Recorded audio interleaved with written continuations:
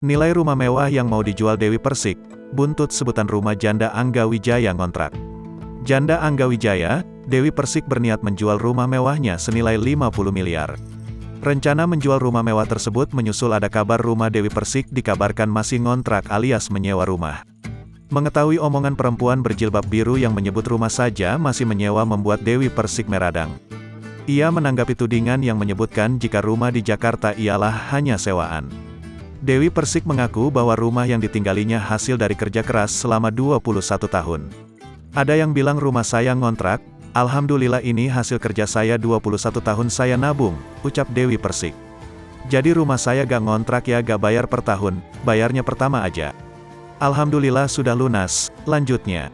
Tak tanggung-tanggung, Dewi Persik membongkar harga rumah yang ditempatinya saat ini. Sedikit sih duitnya, hampir 50 M aja, terangnya. Lebih lanjut, ia juga mempersilahkan jika ada yang berminat untuk membeli rumah mewahnya itu. Kalau ada yang mau gak apa-apa aku jual, karena kalau ngontrakkan gak bisa dijual rumahnya, jelasnya.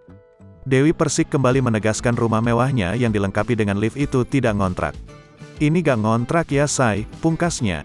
Dewi Persik membantah tudingan masih ngontrak rumah. Bungkam haters dengan ini. Dewi Persik kerap mendapat komentar negatif dari netizen. Kali ini, mantan istri Angga Wijaya dituding masih tinggal di rumah kontrakan.